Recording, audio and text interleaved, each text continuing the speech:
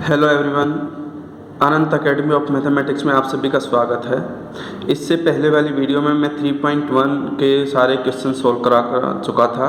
अब हम क्या करेंगे कि जो 3.2 में जो थ्योरम्स आने वाली हैं, जैसे कि जीपी टेस्ट और पी टेस्ट, उन सब की मैं सिर्फ स्टेटमेंट दूंगा और उनसे रिलेटेड जो क्वेश्चंस हैं आपके, वो मैं एग्जाम्पल के सोल्व कराऊंगा। अभी मैं थ्योरम्स इसलिए नहीं करा रहा क्योंकि जैसे ही थर्ड चैप्टर फिनिश होगा उसके बाद मैं सारी थ्योरम्स के प्रूफ की एक वीडियो बनाऊंगा स्पेशल थ्योरम्स के लिए, क्योंकि क्वेश्चन करने से जो थ्योरम्स की क्रिटिकल सिचुएशंस होती हैं वो आसानी से समझ में आ जाती हैं, तो फिर थ्योरम को समझना बड़ा आसान होता है। सबसे पहले तो ये थ्योरम के स्टेटमेंट्स क्या क्या हैं आप उनको समझिए और उनका यूज कैसे करना है पहले आप उन्हें समझिए। सबसे पहली जो चीज़ है वो ये है कि अगर मान लो आपके पास एक सीरीज है n इज इक्वल टू 1 से लेकर के इन्फिनिटी an और वो आपको गिवन हो कन्वर्जेंट, तो इसका मतलब होगा कि limit n tends to infinity an will be 0। अगर कोई भी सीरीज कन्वर्जेंट है तो उसकी nth टर्म में n को इन्फिनिटी रखने पे वो 0 आएगा ही आएगा, लेकिन converse need not to be true. इसका कन्वर्ज ट्रू नहीं है कि अगर आपके पास nth टर्म 0 आए तो ज़रूरी नहीं कि जो सीरीज है वो कन्वर्जेंट होगी कि डाइवर्जेंट होगी, लेकिन एक बात फिक्स है, if limit n tends to infinity an is not equal to 0 then series n is equal to 0 to infinity an is equal to में डाइवर्जेंट। यानी कि अगर nth टर्म आपकी नॉट इक्वल टू 0 आ जाए n इन्फिनिटी रखने पे, तो 100% आपकी जो सीरीज है वो डाइवर्जेंट ही होगी। तो जब कभी भी ऐसे क्वेश्चंस को पूछे कि prove that the series is divergent, तो आपको सिर्फ इतना करना है, nth टर्म लीजिए, उसको लिमिट सोल्व करिए n टेंस टू इन्फिनिटी लेकर के, अगर वो नॉन जीरो आए तो आपके पास डाइवर्जेंट। सेकेंड केस जो आता है वो ये है जीपी टेस्ट का, उसे आप बुक में देखिए। बुक में आपके पास जो जीपी टेस्ट है उसमें हम क्या करते हैं, जीपी टेस्ट में ये है कि geometrical series A R plus A R square plus dot dot करके प्लस में इन्फिनिटी कन्वर्ज करेगा if mod of L is less than 1। यानी कि इसका मतलब है कि जो आर है वो -1 से बड़ा होना चाहिए और 1 से लेस, इक्वल भी नहीं होना चाहिए, तो आपकी जो ज्योमेट्रिक सीरीज है वो कन्वर्जेंट होगी। अगर आपके पास आर इक्वल टू 1 आता है या ग्रेटर देन 1 आता है तो आपके पास जो जीपी सीरीज है वो डाइवर्ज करेगी। आर की वैल्यू अगर मैं -1 करता हूँ तो ओसिलेट फाइनाइटली, यानी कि ओसिलेट करेगी, वैल्यू बदल बदल करके आएगी, लेकिन वो वैल्यूज फाइनाइट होंगी। ओसिलेट्स इनफाइनाइटली कब होगी, जब आर की वैल्यू लेस देन -1 यानी कि -2 -3 -4 इस तरह की वैल्यू होंगी, तो ओसिलेट इनफाइनाइटली। यानी कि n जब इवन या ओड होगा तो उसके हिसाब से आपकी वैल्यू तो इन्फिनिटी आएगी या माइनस इन्फिनिटी आएगी, तो उसको हम कहेंगे कि ओसिलेट्स इनफाइनाइटली। ठीक है। इसके बाद हमारे पास एक कंपैरिजन टेस्ट आता है जो सबसे इम्पोर्टेंट है, और कंपैरिजन टेस्ट ये है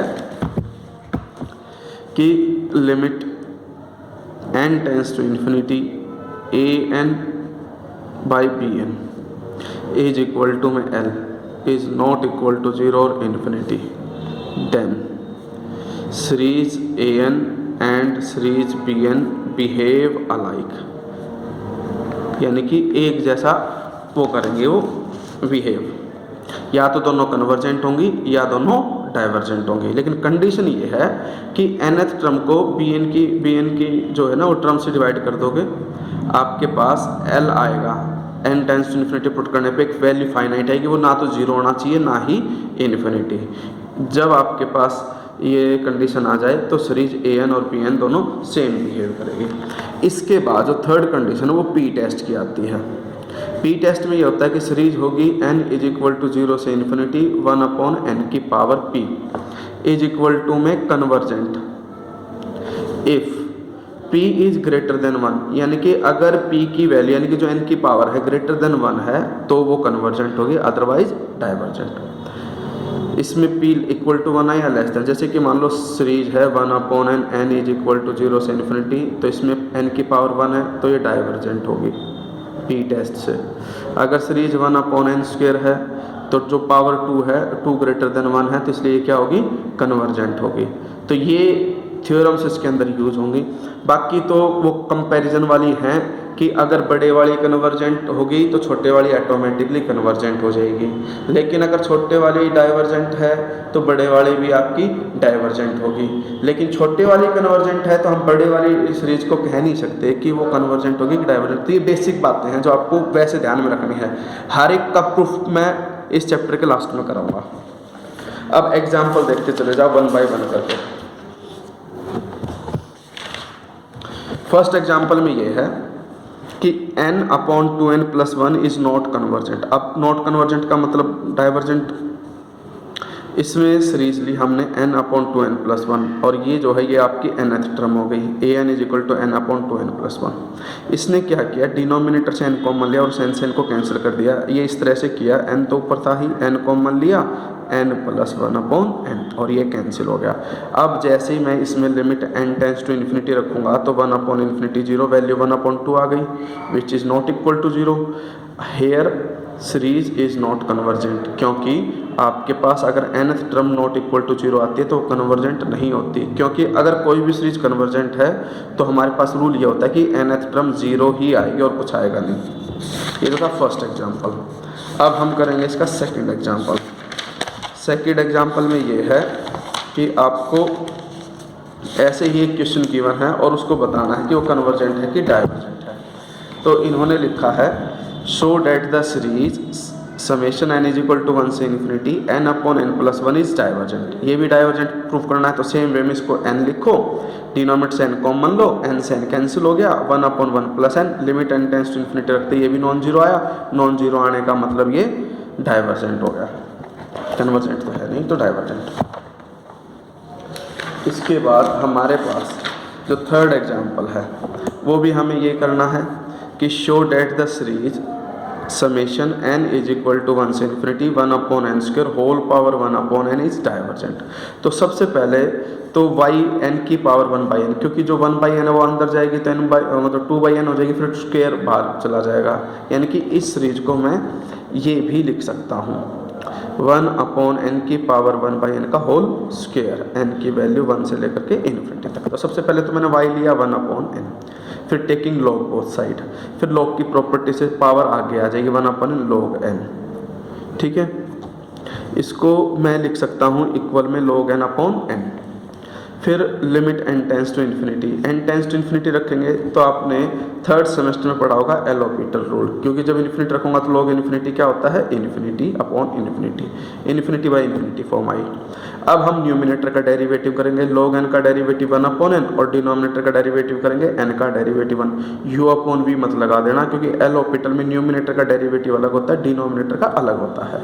अब जैसे ही मैं इसमें n →∞ पुटअप करूँगा, इन्फिनिटी पुट करने पे 1/∞ 0 आ जाएगा, यानी कि इसकी वैल्यू 0 आ गई, log y की वैल्यू 0 आ गई। और जैसे ही मैं आपका ये log उधर जाएगा तो वो e की पावर 0, यानी कि हमारे पास कंडीशन ये हो गई कि log y = 0। तो फर्दर एम्प्लॉय करके y का मतलब होगा e की 0 और e की 0 क्या होता है 1। तो n की पावर 1/n की वैल्यू आ गई 1। अब हमने जो an ली थी इसके अंदर an था आपके पास 1/n² होल पावर 1/n, इसको मैं लिख सकता हूँ 1/n अंदर होल स्क्वायर बाहर। जैसे n →∞ लूँगा तो n की पावर 1/n 1 होगा, 1 का स्क्वायर भी 1 आ गया which is not equal to 0। Not equal to 0 का मतलब क्या है आपके पास कि जो सीरीज है वो डाइवर्ज करेगी। अब हमारे पास कंडीशन ये है फोर्थ एग्जांपल में, test the convergence of the following series 1/n³ log n, और सीरीज आपकी स्टार्ट हो रही है n = 3 से इन्फिनिटी तक। तो सबसे पहली बात तो ये कि जो log की वैल्यू होती है log n always greater than 1 for all n greater than equal to 3, यानी कि n की वैल्यू 3 है या 3 से बड़ी है, क्योंकि यहाँ पे सीरीज हमें 3 से गिवन है। तो हम देखते हैं कि log n की वैल्यू ग्रेटर देन 1 आएगी। जैसे ही मैं इसका रेसिप्रोकल करूँगा 1/log n लेस देन 1 हो जाएगा। अब यहाँ पे n³ है, इसलिए दोनों तरफ n³ से डिवाइड कर दो, इधर भी n³ लिख दिया मैंने, इधर भी n³ लिख दिया। तो एक प्रकार से आपके पास दो टर्म बन गई। एक टर्म तो बन गई 1/n³ log n which is less than 1/n³। अब हमारे पास पता है कि जो ये सीरीज बनेगी 1/n³ को लेकर के, अगर मैं इसको सीरीज बना देता हूँ समेशन का साइन लगा करके, तो ये कन्वर्ज करती है बाई पी टेस्ट से, क्योंकि जो पावर है 3 वो ग्रेटर देन 1 है, और पी टेस्ट क्या कहता है कि n की पावर अगर ग्रेटर देन 1 है तो सीरीज कन्वर्जेंट होगी। अब कंपैरिजन टेस्ट ये कहता है कि बड़े वाली सीरीज अगर आपके पास कन्वर्जेंट है तो छोटे वाले भी ऑटोमेटिकली कन्वर्जेंट, यानी कि अगर मैं दोनों तरफ समेशन लगा दूं तो ये एक ग्रेटर सीरीज बन जाएगी, ये स्मॉलर सीरीज बन जाएगी। ग्रेटर वाली को हमने प्रूफ कर दिया कन्वर्जेंट, तो स्मॉलर वाली भी क्या होगी, कन्वर्जेंट बाय कंपैरिजन टेस्ट। उसी तरह से नेक्स्ट क्वेश्चन के अंदर हमें दिया गया है कि सीरीज 3n+x, ये हमें शो करके दिखाने की कन्वर्ज है कि डाइवर्ज है, x पॉजिटिव क्वांटिटी गिवन है। अब हमें पता है कि 3n के इक्वल होता है, लेकिन जैसे कोई पॉजिटिव क्वांटिटी इसमें ऐड करूंगा तो ये वैल्यू ग्रेटर देन हो जाएगी 3n से। फिर रेसिप्रोकल कर दो, रेसिप्रोकल करने के बाद सीरीज का साइन सीरीज बना दो दोनों को, बड़े वाले सीरीज को चेक करो कि वो क्या है। अब समेशन n = 1 से इन्फिनिटी 1/3n, n की वैल्यू 1 to 3 डालोगे तो आपके पास ये एक GP आएगी जिसकी कॉमन रेशियो क्या होगी 1/3, यानी कि इसके अंदर जो r है वो आपके पास 1/3 है। सेकंड टर्म को फर्स्ट टर्म से डिवाइड करके देख लेना, 1/3 आएगी। किसी भी GP के अंदर अगर कॉमन रेशियो -1 और 1 के बीच में आती है तो वो आपके पास कन्वर्जेंट होती है। अब ग्रेटर वाली सीरीज जो है वो कन्वर्जेंट होगी, तो कंपैरिजन टेस्ट से स्मॉलर वाली सीरीज भी कन्वर्जेंट होगी, यानी कि इसके आगे अगर मैं समेशन का साइन लगा देता हूँ तो ये वाली सीरीज भी क्या होगी, कन्वर्जेंट। ये बहुत इंपॉर्टेंट क्वेश्चन है। इसमें हमें सबसे पहली जो चीज़ है वो ये सीखनी पड़ेगी कि हम किसी भी क्वेश्चन को देख करके nth टर्म कैसे बनाते हैं। इसको समझने के लिए पहले तो ये क्वेश्चन देखो क्या है कि भाई 1/1 2 3, फिर +3 के अपॉन में है 2 3 4, फिर प्लस में है 5 के अपॉन में 3 4 5, और ये मल्टीप्लाई में है तीनों टर्म एंड सो ऑन। तो सबसे पहला जो काम होगा वो nth टर्म बनाने का होता है। अब nth टर्म बनेगी कैसे, हर एक टर्म को देखो। सबसे पहले तो न्यूमिनेटर को देखो, 1 है, फिर 3 है, फिर 5 है। जब आपके पास 1 3 5 इस तरह से कोई चीज़ है तो AP बन रही है, सब में कॉमन डिफरेंस 2 का है। और AN कैसे बनेगा, आपके पास A + n - 1 × D, इनका डिफरेंस 2 है, वो 2 मैंने यहाँ लिख दिया, 1 + 2n - 2 सोल्व होकर के ये आ गया 2n - 1, यानी कि न्यूमिनेटर में तो आ जाएगा आपके पास nth टर्म के अंदर 2/n। अब इधर देखो, सिर्फ फर्स्ट टर्म लो हर उसमें से 1 2 3 1 2 3, ये भी एक प्रकार से एक AP है जिसमें कॉमन डिफरेंस 1 आ रहा है। तो वैसे भी ये नेचुरल नंबर है तो आप डायरेक्टली n लिख सकते हो, नहीं तो आप AN वाले फॉर्मूले से निकालोगे 1 + n - 1 × D यहाँ डिफरेंस 1 है, सोल्व करके ये भी n ही आएगा, यहाँ पे n आ गया। अब हर अगले केस में अगर तुम देखोगे तो 1 + 1 2 होता है, 2 + 1 3 होता है, 3 + 1 4, तो नेक्स्ट टर्म आएगी n + 1, फिर 2 + 1 3, 3 + 1 4 और 4 + 1 5, यानी कि हर अगली टर्म इंक्रीज हो रही है, तो ये कंडीशन आ जाएगी। ये आपके पास an आ गया। an आने के बाद अब हम एक काम करेंगे, न्यूमिनेटर में से n कॉमन लेंगे तो ये आ जाएगा 2 - 1/n। डिनोमिनेटर में से भी हर ब्रैकेट में से n कॉमन लेंगे, एक n तो ये है ही, एक इसमें से आएगा, एक इसमें से, ये n + 2 हो गई थी एक्चुअली, और यहाँ पर n कॉमन आने पे ये n³ हो गया, 1 + 1/n और 1 + 2/n। नेक्स्ट स्टेप में n से ये पावर सब्ट्रैक्ट होकर के 1/n² अलग हो गई, फिर ब्रैकेट में 2 - 1/n upon 1 + 1/n and 1 + 2/n।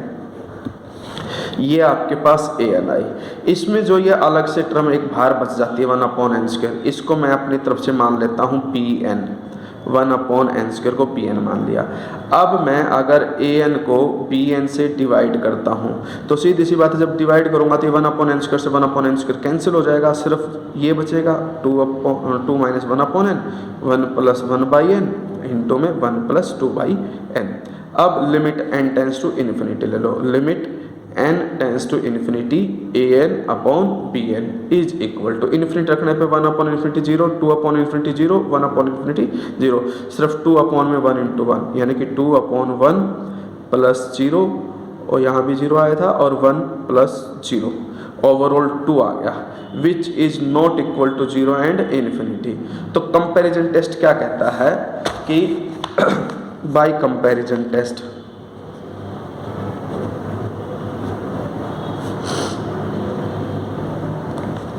Series n is equal to 1 से infinity a n and series n is equal to 1 से infinity b n behave alike, यानी कि कन्वर्ज और डाइवर्ज टुगेदर।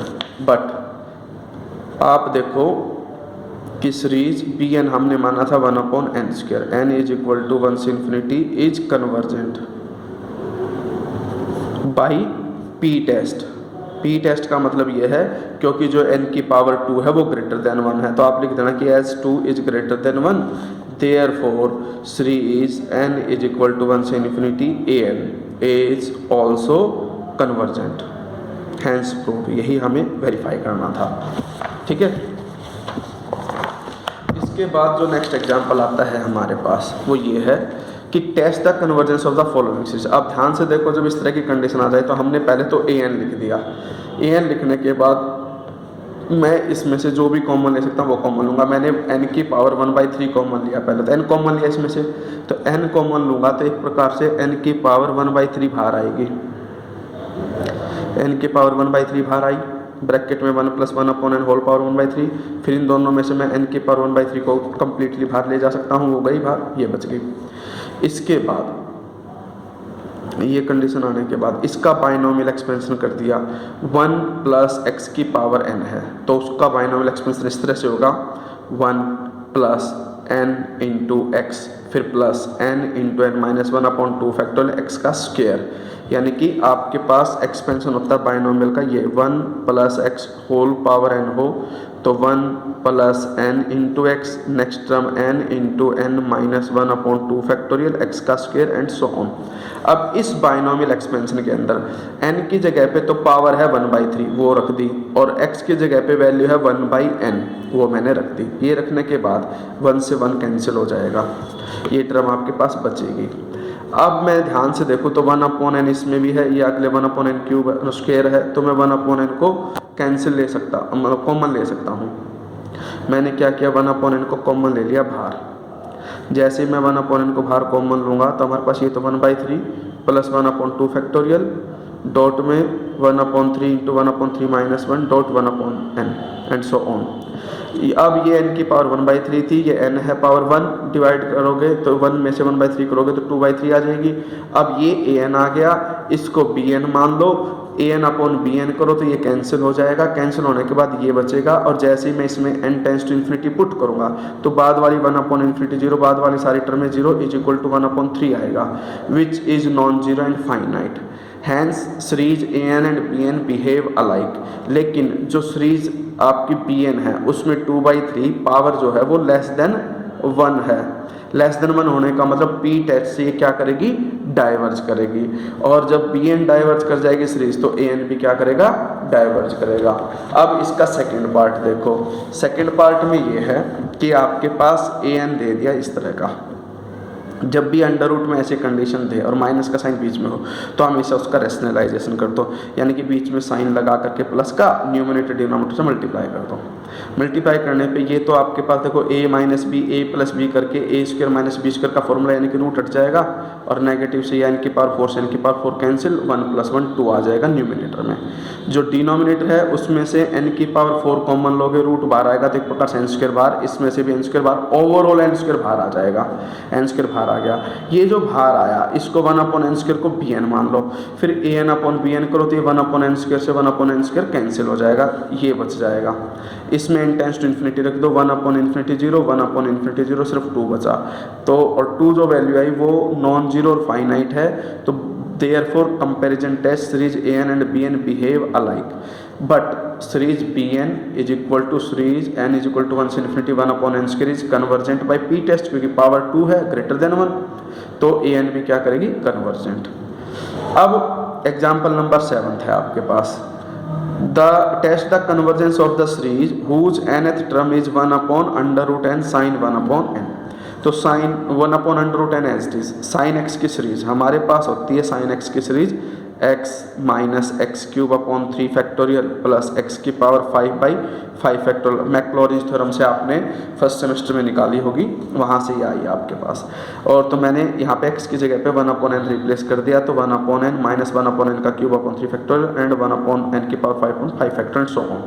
अब इसमें से भी मैं n कॉमन ले सकता हूँ सब में से, तो n कॉमन ले लिया, n बाहर आएगा, ये 1/2 पहली पावर थी, एक n की पावर 1 और आकर के 3/2 पावर हो जाएगी।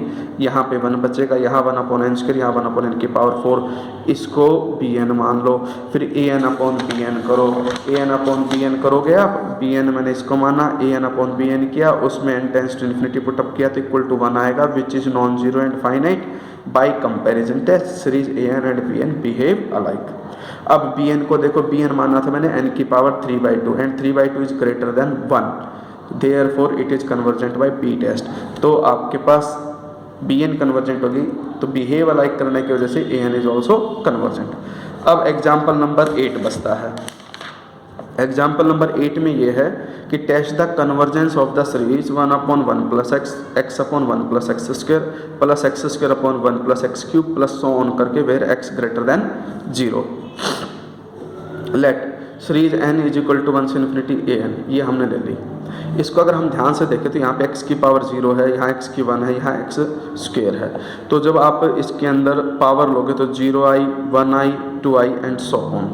इसमें an बढ़ाओगे तो a plus n minus 1 into dd का मतलब कॉमन डिफरेंस 1 है, तो सोल्व करके n माइनस 1, इसीलिए x की पावर n माइनस 1 और अपॉन में 1 प्लस x की पावर n लिखा गया, क्योंकि n की पावर 1 है, फिर 2 है, फिर 3 एंड सो ऑन है, और 1 सब में फिक्स प्लस में है ही। तो ये तो आपके पास सीरीज बन गई।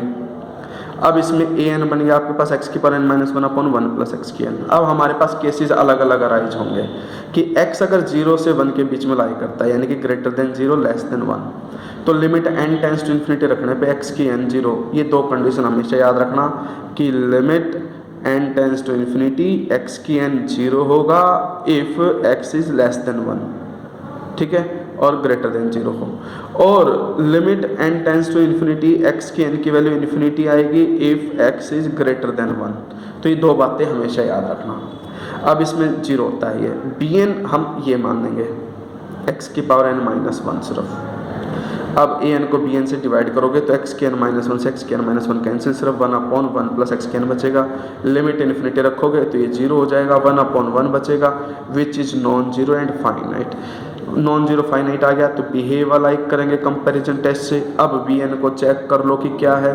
bn माना था मैंने x की पावर n माइनस 1, वो मैंने लिखा, n की वैल्यू 1 से पुट करना स्टार्ट किया, 1 plus x² so on which is a GP, और कॉमन रेशियो जो है इसमें x/1 करके x आया, x लेस देन 1 है। अगर x लेस देन 1 है, कॉमन रेशियो लेस देन 1 आ गई, तो जीपी टेस्ट करता है कि ये कन्वर्जेंट है। अब bn कन्वर्जेंट है तो सेम बिहेव करने की वजह से an इज ऑल्सो कन्वर्जेंट। अब इसका सेकंड केस आता है। सेकंड केस का मतलब जब x इज इक्वल टू क्या हो जाए 1, तो an के अंदर x को 1 डाल दूंगा तो 1/2 आएगा। 1/2 डायरेक्टली नॉट इक्वल टू 0 है। तो सबसे पहली थ्योरम मैंने बताई थी कि अगर nth टर्म में n टेंड्स टू इन्फिनिटी रखते हो और वो नॉन जीरो आता है तो सीरीज होती है डाइवर्जेंट। फिर लास्ट थर्ड केस आता है x ग्रेटर देन 1 का। ग्रेटर देन 1 पे x की power n tends to infinity होगा जब n टेंड्स टू इन्फिनिटी रखेंगे। तो इस वाले में रूल ये होगा कि an ये था, ये हमारे पास, इसमें इन्होंने क्या किया, x से डिवाइड करते, x से मल्टीप्लाई करके, या ऐसा कर लो x की पावर n यहाँ लिख दिया, x की पावर -1 को 1/x लिख दिया। अब 1/x तो था ही, अब x की n कॉमन लिया। इसने एक्चुअली ये किया कि x की n तो था ही, एक x बाहर था, जो 1 प्लस x की n, इसमें से x की n कॉमन बाहर ले लिया, 1/x की n बचा और प्लस 1, इससे ये कैंसिल होकर के ये कंडीशन बच गई। अब इसके बाद हमारे पास कंडीशन ये है कि limit n tends to infinity an is equal to 1/x 1/0 plus 1। जैसे मैं इनको इन्फिनिटी रखूँगा ये 0 हो जाएगा, ये केस आ जाएगा। x आपका ग्रेटर देन 1 है इसलिए नॉन जीरो। नॉन जीरो होने की वजह से nth टर्म नॉन जीरो आ गई तो कैन नॉट कन्वर्स, इसका मतलब ये डाइवर्ज करेगी। तो ये तीनों केसेस थे, मैंने करके दिखा दिए। अब हमारे पास एग्जाम्पल नंबर 9 आता है। If series n is equal to 1 से infinity, an is convergent series of positive terms such that an is not equal to plus minus 1, then show that the following series are also convergent। ये मुझे show करना है। पहली series है an/1 plus an। इसके लिए आप क्या करोगे वो देखो भाई, ए एन इज कन्वर्जेंट, तो इसका मतलब ये 0 के इक्वल होगा limit n tends to infinity रखने पे। फिर बी एन मैंने मान लिया ए एन के अपॉन 1 प्लस ए एन, फिर a n upon b n करोगे, यानी कि ए एन को इससे डिवाइड करोगे, डिवाइड करने पे तुम देखोगे कि ए एन से ए एन कट जाएगा, यानी कि ए एन अपॉन में ए एन, ये जो नीचे था ये पलट करके यहाँ आ जाएगा, ये कैंसिल, सिर्फ ये आ गया। अब limit n tends to infinity रखो, इन्फिनिटी रखने पे ए एन 0 हो जाता है, सिर्फ 1 आया, which is non zero and finite behave alike, a n b n same behave करेंगे। अब but series a n is convergent हमें ऑलरेडी गिवन है, ये कन्वर्जेंट है तो बी एन भी कन्वर्जेंट होगी, बी एन कन्वर्जेंट का मतलब a n upon 1 plus a n convergent. इसी तरह से इसका सेकंड पार्ट भी है, वो तुम खुद कर लेना। अब 10th और 11th एग्जाम्पल भी कंपैरिजन टेस्ट से हैं, ये ऑलरेडी तुम कर सकते हो, लेकिन फिर भी मैं बता देता हूँ तुम्हें कि series a n is convergent, series of positive terms a n square is also convergent, यानी कि अगर ए एन कन्वर्जेंट है तो उसका स्क्वायर भी कन्वर्जेंट होगा। Is convergent if not show by an example, तो सबसे पहले तो देखो ए एन कन्वर्जेंट है तो limit n tends to infinity रखने पे ए एन क्या आएगा 0। अब हमारे पास डेफिनेशन ये होती है लिमिट की कि जो लिमिट होती है उसको सब्ट्रैक्ट कर दो तो उसका मोड लेस देन एप्सिलॉन आएगा। एप्सिलॉन कोई पॉजिटिव वैल्यू होती है, वहाँ पर एक पॉजिटिव इंटीजर है एग्जिस्ट करता है, ये डेफिनेशन ऑफ लिमिट हमने पुटअप कर दी। इससे क्या हुआ कि जो ए एन है वो greater than 0 less than epsilon आ जाएगा। एप्सिलॉन आर्बिट्रेरी होता है, आर्बिट्रेरी का मतलब बहुत स्मॉल वैल्यू होती है और हम उसकी वैल्यू कुछ भी रख सकते हैं और वो ऑलरेडी लेस देन 1 होगा, यानी कि ए एन 0 और 1 के बीच में आ जाएगी। स्क्वेयरिंग बोथ साइड कर दो तो ए एन स्क्वेयर, एक प्रकार से स्क्वेयरिंग बोथ साइड नहीं, दोनों तरफ ए एन से मल्टीप्लाई कर दो, ये ए एन स्क्वेयर हो जाएगा लेस देन इक्वल टू ये ए एन। अब हम देखते हैं कि बड़े वाली अगर कन्वर्जेंट हमें ऑलरेडी गिवन है तो छोटे वाले भी कन्वर्जेंट हो जाएगी by comparison test, hence series a n square is convergent. लेकिन कन्वर्ज ट्रू नहीं है, क्योंकि अगर मैं ए एन स्क्वायर को 1 अपॉन एन स्क्वायर ले लूँ तो पी टेस्ट से ये तो कन्वर्जेंट है क्योंकि पावर 2 ग्रेटर देन 1 है, लेकिन जैसे ही इसको हटाता हूँ स्क्वायर को तो ये ए एन बन जाएगी 1 अपॉन एन, और जो आपकी कन्वर्जेंट नहीं होती पी टेस्ट से। ये आपका 11th एग्जाम्पल है, ये बिल्कुल ईजी है, इसको आप कंपैरिजन टेस्ट से कर लेना, आप खुद कर सकते हो। थैंक यू, और आप इसको ज़्यादा से ज़्यादा शेयर करें ताकि आपके सभी फ्रेंड्स इसका बेनिफिट उठा सके। मैं आपका हर एक पॉइंट क्लियर करूँगा, अगर आपको कोई भी पॉइंट किसी भी एग्जाम्पल में क्लियर नहीं हुआ है तो प्लीज़ उसे कमेंट में ड्रॉप कर दीजिए कि सर हमें इस एग्जाम्पल का ये पॉइंट समझ में नहीं आया, उसे सोल्व करके मैं नेक्स्ट वीडियोज़ में अपलोड कर दूँगा।